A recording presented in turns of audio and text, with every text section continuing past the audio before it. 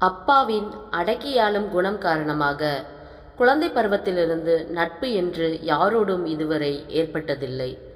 நல்ல நண்பர்கள் 1000 யானைகளின் பலத்திற்கு சமம் என்பார்கள். அப்பா ஒரு யானையின் பலம் கூட அவளுக்கு கிடைத்து விடாமல் செய்தார். மனிதர்களோடு அவருக்கென்ன வெறுப்பு என்று தெரியவில்லை.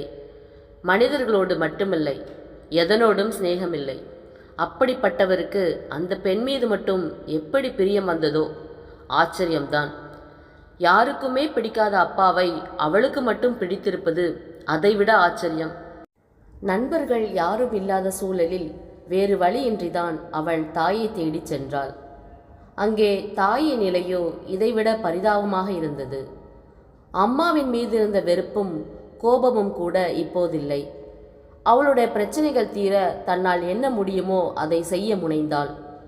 அவளுடைய பெரிய கவலை அக்ஷய்தான்.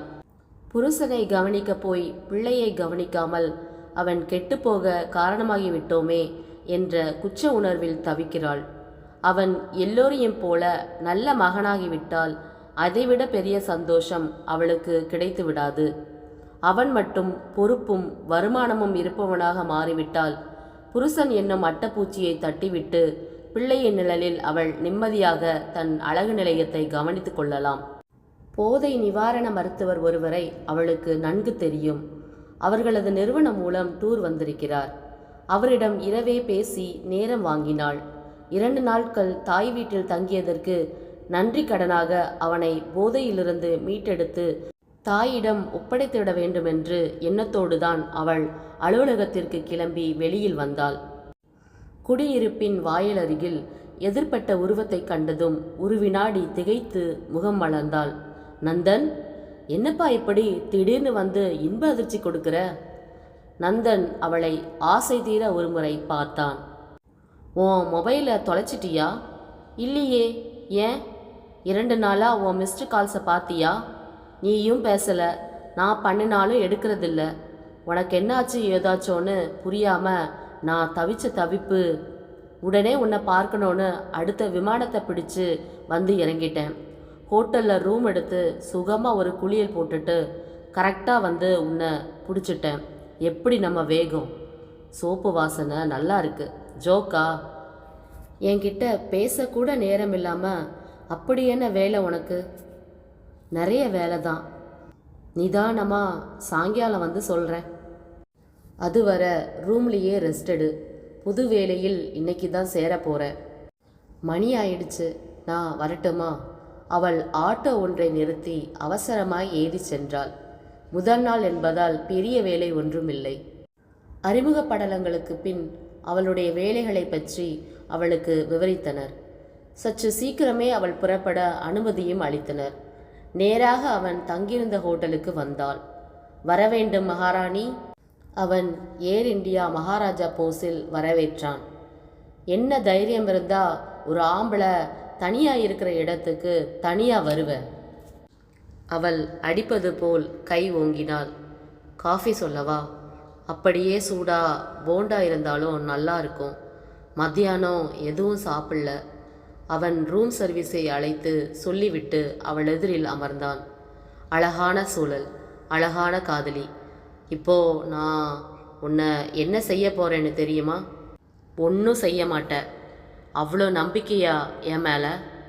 நானே சரினா கூட நீ சம்மதிக்க மாட்ட. அதைப்படி அவ்வளவு தீர்மானமாக சொல்கிற? ஒரு மனிதனின் குணத்தை 2 விஷயத்தை வச்சு கண்டுபிடிச்சிடலாம்னு வாங்க. ஒன்று அவனுடைய நண்பர்கள், இன்னொன்று அவன் படிக்கிற புத்தகங்கள். அவள் டீப்பாய் மீது பாதி வாசித்து கவிழ்த்து வைத்திருந்த புத்தகங்களை சுட்டி காட்டினாள். ஜேகேவும் விவேகானந்தரும். படிக்கிறவன் எப்பேற்பட்ட சூழலையும் தடுமாற மாட்டான். அவன் அவளது அறிவு கூர்மையை வியந்தபடி புன்னகைத்தான். தன் மீது அவள் கொண்டிருக்கும் நம்பிக்கையில் நெகிழ்ந்து போயிற்று அவன் மனம். காஃபியும் போண்டாவும் வாசனையோடு உள்ளே வந்தது. சாப்பிட்டுட்டு நாம் ஒரு இடத்துக்கு போகணும் நந்தன். எங்கே? நான் இருக்கிறதுக்கு ஒரு ஃப்ளாட் பார்த்துருக்கேன். நீயும் வந்து அதை பார்த்து ஓகே பண்ணணும். இன்றைக்கே பால் காய்ச்சிடுவோம். நீ தனியாக இருக்கணுமா ஆர்த்தி? பின்ன எனக்கு கவலையாக இருக்கே. எப்பவும் பரபரப்பாக இருக்கிற தலைநகரத்தில் உன்னை தனியாக விட்டுட்டு எப்படி போவேன்? அப்போது நீயும் இருந்துடு என் கூட. எப்போ உன் வீட்டில் உனக்கு பிரச்சனை ஏற்பட்டு நீ தனியாக இருக்க வேண்டிய நிலை ஏற்பட்டதோ, இதுக்கு மேலே நம்ம கல்யாணத்தை பற்றி சீக்கிரமே ஒரு முடிவெடுக்கணும் ஆர்த்தி. இந்த நிமிஷமே நான் ரெடி. யாரோட அனுமதிக்காகவும் நான் காத்திருக்க வேண்டிய அவசியமில்லை. என்னால் அப்படி சட்டுன்னு முடிவெடுக்க முடியாதே. ஆனால் சீக்கிரமே நம்ம விஷயத்தை அப்பா அம்மா கிட்ட சொல்லி கல்யாண ஏற்பாட்டை செய்ய போகிறேன். ஒத்துப்பாங்களா? ஒத்துக்க வைப்பதில்தான் நம்ம சாமர்த்தியம் இருக்குது. நம்புவோம். சற்று நேரத்தில் இருவரும் கிளம்பினார்கள். ஒரு டாக்ஸி பிடித்து அந்த குடியிருப்புக்கு வந்தார்கள்.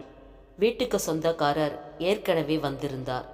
நந்தனை யார் என்பது போல் பார்த்தார். இவர் மிஸ்டர் நந்தன், சென்னையில் இருக்கார். என் எதிர்கால கணவர். ஆர்த்தி பளிச்சென அறிமுகம் செய்தாள். எப்போ கல்யாணம்? கூடிய சீக்கிரம். இதை நான் எப்படி நம்புறது? நீங்கள் நம்பினாலும் நம்பாட்டாலும் அதான் உண்மை. ஒரு நிமிஷம் மிஸ் ஆர்த்தி, உங்களுக்கு வீடு தரேன்னு சொன்னது உண்மைதான். ஆனால் தனியாக இருக்கிற ஒரு பொண்ணுக்கு வீடு கொடுப்பதை என் மனைவி விரும்பலை. அதை சொல்லி ஒப்பந்தத்தை ரத்து பண்ண தான் நான் இங்கே வந்தேன். தயவு செய்து புரிஞ்சுக்கோங்க. திடீர்னு இப்படி சொன்னால் எப்படி சார்? நான் என்ன செய்யட்டும்? நான் என் மனைவி சொல்ல மதிக்கிறவன். சார் ஒரு நிமிஷம்.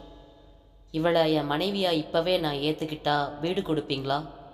ஒப்பந்தத்தில் உங்கள் பேரையும் சேர்த்து போட வேண்டியிருக்கும். எப்படி வேணால் போட்டுக்கோங்க. தயவு செய்து அவளை இங்கே தங்குறதுக்கு அனுமதிங்க. நாங்கள் கௌரவமான குடும்பத்தை சேர்ந்தவங்க. 6 மாதம்தான். வீட்டை காலி பண்ணிவிட்டு இவளை சென்னைக்கே கூட்டிகிட்டு போயிடுவேன். அதுவரை இங்கே இருப்பா. நீங்கள் உங்கள் மகளை போல் இவளை நம்பலாம். ப்ளீஸ். ஓகே, நான் நம்புகிறேன். ஒரு நாள் உங்களுக்கு அவகாசம் தரேன். கல்யாணத்தை முடிச்சுட்டு புருஷன் பொண்டாட்டியாக வாங்க. அதுக்குள்ளே ஒப்பந்தத்தை நானும் மாற்றி எழுதிடுறேன். நாளைக்கு பால் காய்ச்சி கொடுத்தன வந்துடுங்க. அவர் கிளம்பி சென்றார். என்ன நந்தன், இப்போ என்ன செய்கிறது? நம்ம கல்யாணம் இப்படி தான் நடக்கணும்னு கடவுள் முடிவெடுத்துட்டான்னு நினைக்கிறேன். நீ தயாராயிரு. நாளைக்கு ஏதாவது ஒரு கோயிலில் வச்சு உனக்கு நான் தாலி கட்டுறேன். அது தப்பு. வேணா நந்தன். என்னை பற்றி கவலை இல்லை. ஆனால் உன் கல்யாணத்தை பற்றி உங்கள் அப்பா அம்மாவுக்கு நிறைய கனவுகள் இருக்கும். உண்மை தெரிஞ்சால் அவங்க எவ்வளவு வேதனைப்படுவாங்க. இந்த வீடு இல்லாட்டி போயிட்டு போகுது. நான் வேறு வீடு பார்க்குறேன். அதுவரை எங்கள் அம்மா வீட்லேயே இருந்துட்டு போகிறேன். இல்லை ஆர்த்தி, வீடு நல்லா இருக்குது. வீட்டுக்காரரும் ரொம்ப நல்லவராக தான் தெரிகிறார். அக்கம் பக்கத்துலேயும் எல்லாரும் கலகலன்னு இருக்காங்க. நீ ரொம்ப பாதுகாப்பாக இருப்ப. அதனால் என்ன, ஊரறிய நாம் இன்னொரு முறை கல்யாணம் செய்துக்கிட்டா போச்சு. அவன் தீர்மானமாக சொன்னான். அவளை சமாதானப்படுத்தி வீட்டுக்கு அனுப்பி வைத்தான்.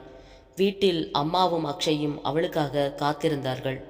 உடனடியாக அவர்களை அழைத்து கொண்டு மருத்துவரிடம் சென்றாள். டாக்டர் அக்ஷயை பரிசோதிக்க ஆர்த்தி வெளியில் அம்மாவிடம் பேசி கொண்டிருந்தாள். போதை பழக்கத்திலிருந்து அவன் நிச்சயம் மீண்டு வந்துடுவான். அப்படி மீண்டு வருபவனுக்கு முதல்ல தேவை தன்னம்பிக்கை.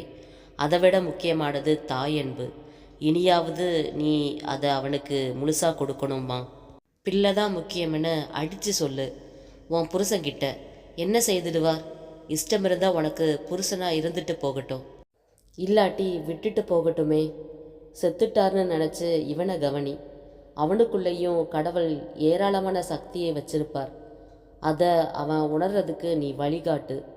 அவன் மேலே அவனுக்கே ஒரு மரியாதை வரும்படியா அவன் மாறுவது உன் கையில் தான் இருக்கு. அம்மா பளபளத்த விழிகளோடு சரி என்றாள். மருத்துவமனையில் அவனை சேர்த்துவிட்டு இருவரும் கிளம்பினார்கள்.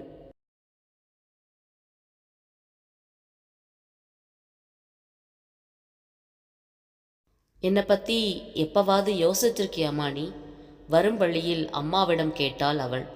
எத்தனையோ முறை யோசித்ததுண்டு. பாதி ராத்திரி அடிவயிறு பதற எழுந்து உட்கார்ந்து உன்னை நினச்சி அழுதுருக்கேன்.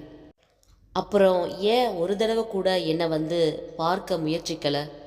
பார்க்க வந்திருக்கேன், ஆனால் அனுமதிக்கப்படலை. இன்னொரு முறை நான் உன்னை பார்க்க வந்தால் பெத்த பொண்ணுன்னு பார்க்க மாட்டேன். விஷம் கொடுத்து கொன்னுட்டு ஜெயிலுக்கு போகவும் தயங்க மாட்டேன்னார் உங்கள் அப்பா. அதுக்கப்புறம் நான் வரலை. போக போக பழகிடுச்சு. அப்பாவை நினைத்து அருவருப்பேற்பட்டது ஆர்த்திக்கு. என்ன பெத்தவ என்ற முறையில் நான் உனக்கு ஒரு சந்தோஷமும் உரிமையும் தந்தா வாங்கிப்பியாமா? அம்மா என்ன என்பது போல் பார்த்தாள். நாளைக்கு காலையில் நான் விரும்பும் ஒருவருடன் எனக்கு கல்யாணம்.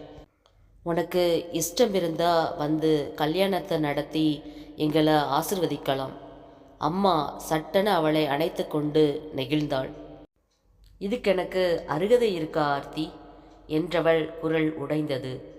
அப்பாவை விட உனக்கு தான் அருகதை நிறையவே இருக்கு. இதுவரை இப்படி ஒரு சந்தோஷத்தை நான் அனுபவிச்சிருப்பேனான்னு தெரியல. அம்மா சொல்ல ஆர்த்தி அவளை பரிவோடு பார்த்தாள்.